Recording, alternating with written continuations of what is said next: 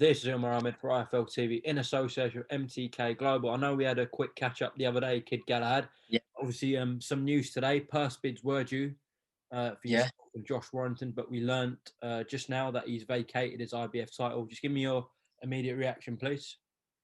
I'm good, to be fair with you. You know, I want me revenge with him, and is what it is, innit? What can you do? You know, it's just one of them things, innit?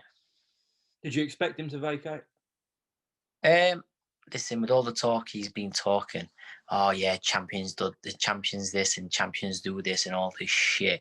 He just talks complete shit, doesn't he? When you think about it, he's like, yeah, you know, he wants these championship fights. Well, are you gonna have a championship fight when you've just vacated your championship? Do you know what I'm saying? At the end of the day, you've got there's rules and regulations, and you've got to stick by him.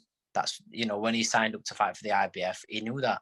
So, you know, when he won his eliminator against, you know, Lee Selby, he knew, you know, he had to, you know, at some point he's going to fight his mandatory, and that's just how it is.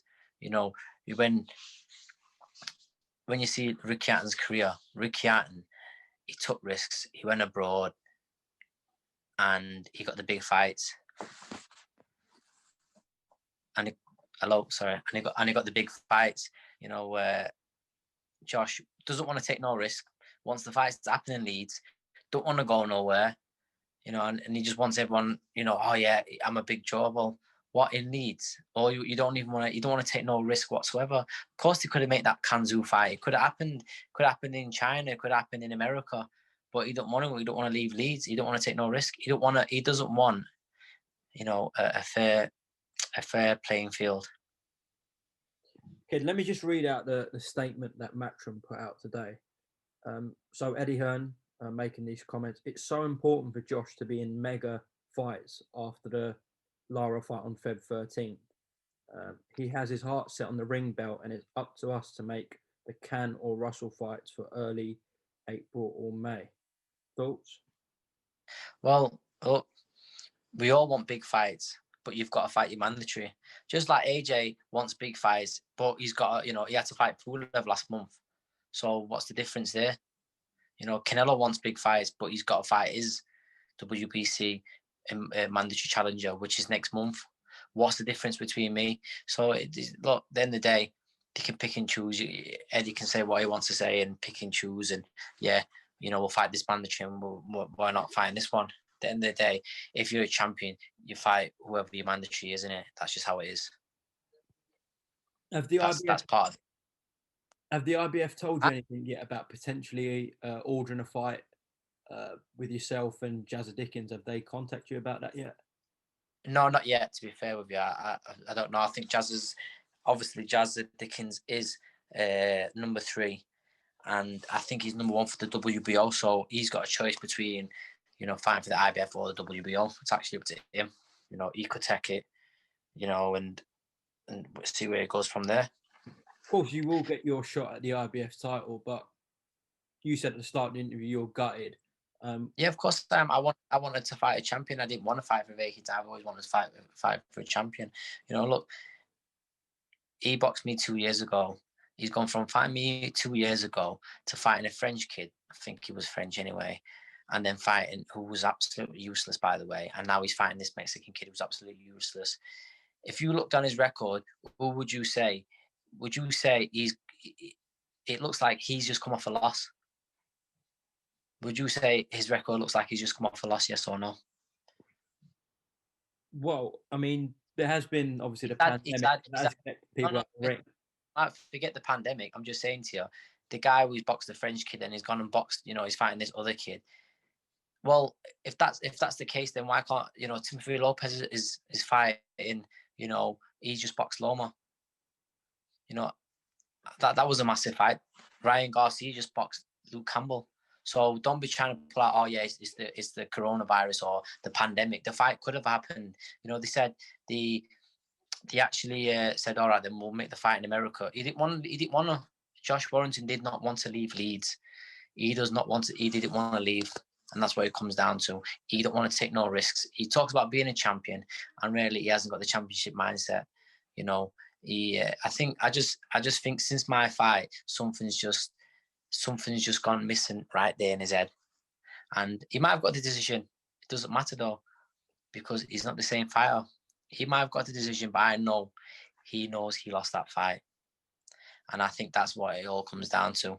You know, he's got a new S&C coach. He's changed things in his camp. That's what people do when they lose. You know, so we'll see where he goes from here. He's not going to get a unification, is he? Well, Kid, you might be in line for them unifications. Obviously, you've got to bag this vacant title first for Yeah. Of course, you know, my eye is just on winning this world title now. You know, I don't look that far ahead. I'm just my aim is just focusing on winning this world title. You know, and that's all I've got to do. You know, unifications, if they come down the road, they come down the road. But I just want to win the world title and defend it as many times as I can.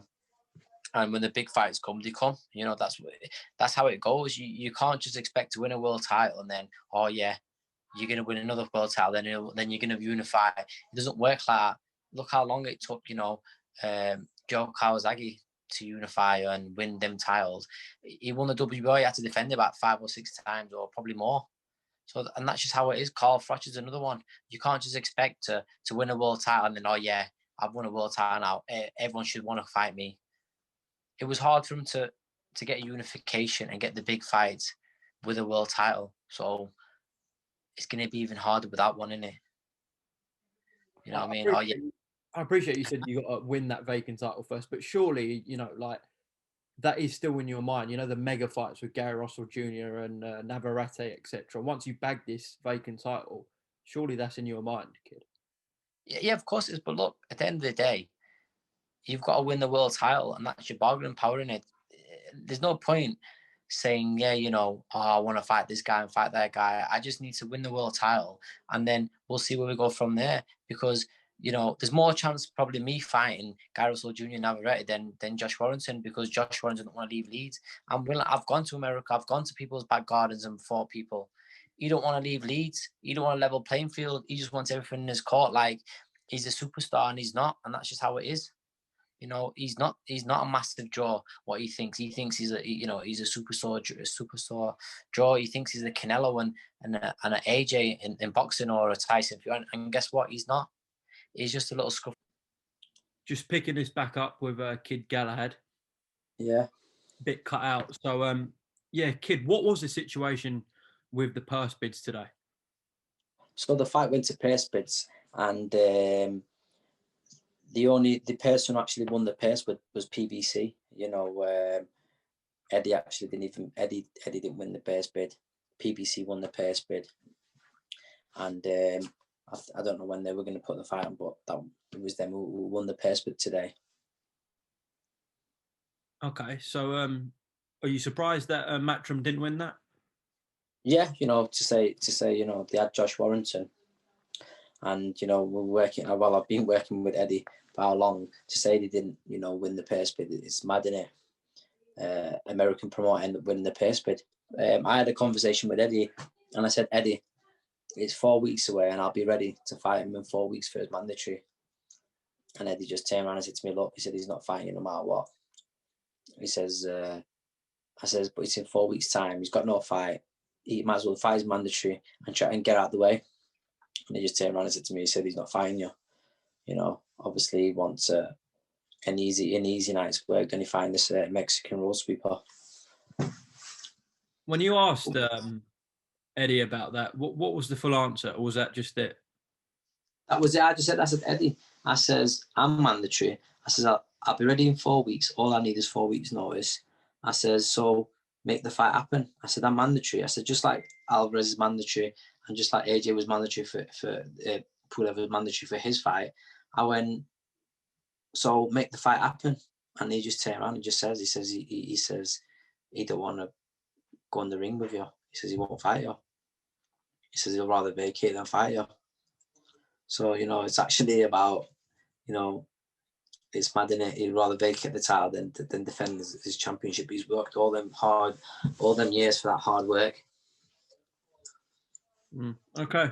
Well, listen, kid. Yeah, as I said before, we appreciate the time, and we will catch up soon when you have news on yourself. All right. Respect, my man. Thank you.